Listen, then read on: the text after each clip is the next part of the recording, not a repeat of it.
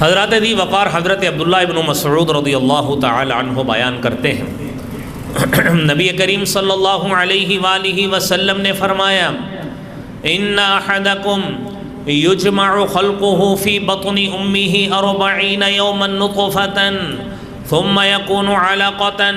ثم یکون مضغة مثل ذلك۔ انسان کی تخلیق کیا ہے، انسان کی پیدائش کیسے ہوتی ہے، رسالت مآب صلی اللہ علیہ وآلہ وسلم نے بیان فرمایا۔ آج میرے بھائیوں میڈیکل سائنس اس نتیجے پہ پہنچی کہ واقعتاً انسان کی تخلیق کا پروسیس، انسان کی تخلیق کا عمل یہی ہے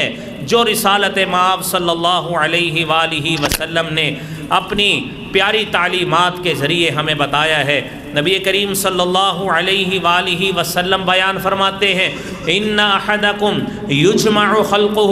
فی بطن امہ 40 یوما نطفة، اس کے مادر رحم میں 40 دن تک انسان نطفہ کی صورت میں رہتا ہے، ثم یکون علقة، پھر علقہ کی صورت میں جمے ہوئے خون کی صورت میں رہتا ہے، ثم یکون مضغة، پھر انسان ایک گوشت کے لوتھڑے کی صورت میں 40 دن رہتا ہے۔ یہ 40 تین سپیل ملائیں تو 120 دن بنتے ہیں۔ جب انسان کی عمر 120 دن ہو جاتی ہے، نبی کریم صلی اللہ علیہ وآلہ وسلم نے فرمایا اللہ تعالیٰ فرشتہ بھیجتے ہیں جو رحم مادر میں آتا ہے اور آ کے کیا کام کرتا ہے، فَيُكْتَبُ رِزْقُهُ وَأَجَلُهُ وَشَقِيُّهُ أَوْ سَعِيدُهُ، اس انسان کا رزق لکھا جاتا ہے، اس انسان کی عمر لکھی جاتی ہے، اس کا شقی و سعید ہونا،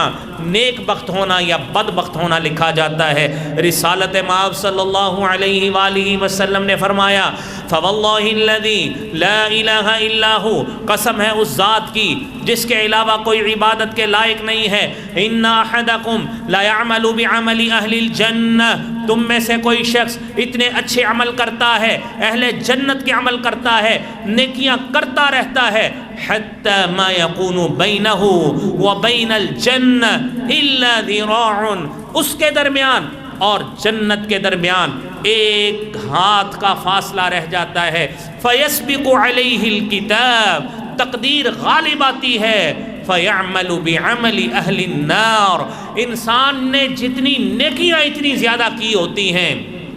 اچانک اتنی بڑی برائی کر بیٹھتا ہے، اتنا بدترین عمل کر بیٹھتا ہے، اس بدترین عمل کی وجہ سے ساری نیکیاں ضائع ہو جاتی ہیں اور انسان جہنم میں چلا جاتا ہے۔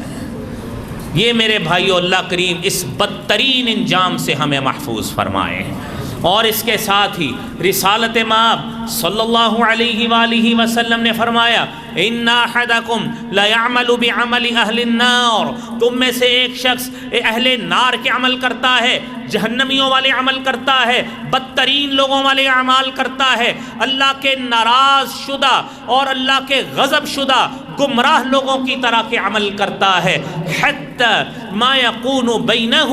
وبین جہنم الا ذراع، اس کے درمیان جہنم کے درمیان یا جہنم کی آگ کے درمیان ایک ذراع کا، ایک بالشت کا فاصلہ رہ جاتا ہے، فیسبق علیہ الکتاب، تقدیر غالب آتی ہے جو فرشتے نے لکھا تھا جب رحم مادر میں تھا، فیعمل بعمل اہل الجنہ، ایک اہل جنت کا عمل کر بیٹھتا ہے، رب کریم اس کے ایک عمل سے اتنا راضی ہوتے ہیں اللہ اس کو جنت میں داخل کر